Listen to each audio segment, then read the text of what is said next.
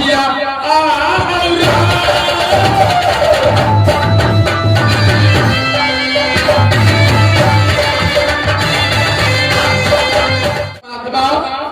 नाती जगली ले कुरन के छुगी लग शिकार खेला छेड़ गुजर गई अखन तो वापस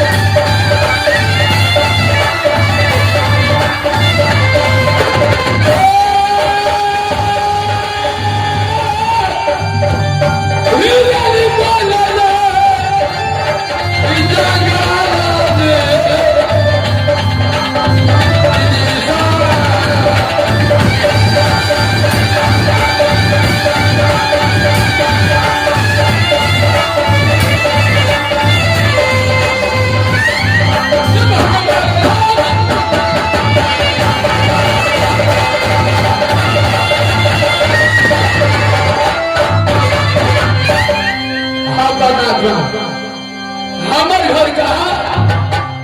तो हिरनी बनेगा हमर नाम सती बन देवी यानी 14 मुझ के देवता छी हम परमात्मा नाती जगली ले कुरन के छुगी लग शिकार खेला छेड़ गुजर गई अखन तो वापस अब किया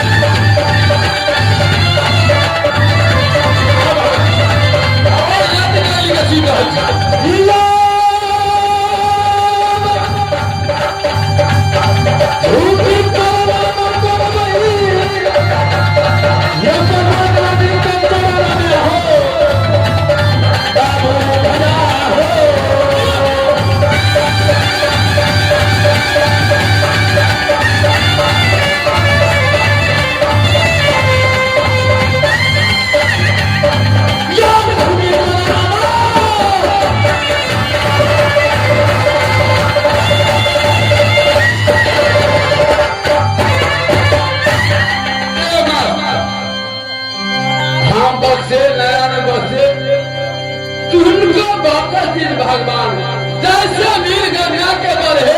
जैसे उमर बढ़े बउआ तुहार नाजी लगले नानी बंदी सबसे पहले हमसे बताओ कि हमारा तुम क्या रोज का छुट्टी लगा शिकार खेला गेल रहा नानी हाँ बाबा मैं तो आपसे सिर्फ 2 रोज का छुट्टी लेकर जंगल गया था शिकार खेलने के लिए नानी आज क्या रोज गुजरे है बाबा नानी आज मेरा 6 रोज गुजर रहा है नानी नानी लगली बोलिए नानी तो हर करे बेटी शिशमावती बहुत चिंतित है हमरा बोले थे मां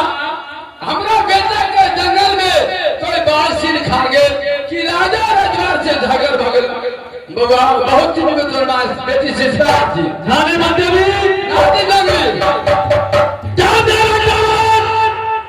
मेरी आज अपने महल में बहुत चिंतित में रहती है हाँ नानी लगले क्या मेरा बहुत याद करती है मेरी मां नानी तो मम्मी कहे बेटी शिशमावती कि हमरा बेटा के कोई जंगल में बाल सिर खा गए कि कोई राजा रजवार से झगड़ गए बउआ नानी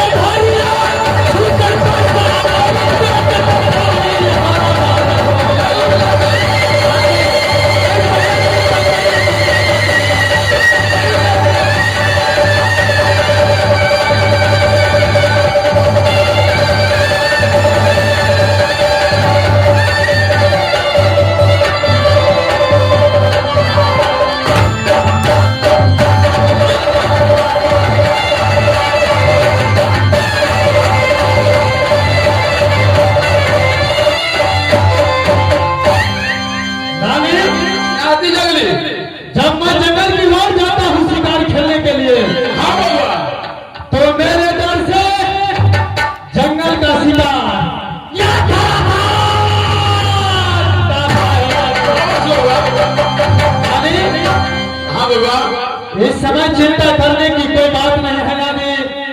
नानी बोलो बुआ, अब मैं अपनी माँ से मुलाकातें करूंगा नानी। नानी तेरा महादेव खाना खाएगा। तब तक के लिए आप चलिए आगे, मैं पीछे से आ रहा हूँ नानी। ठीक है, ठीक है।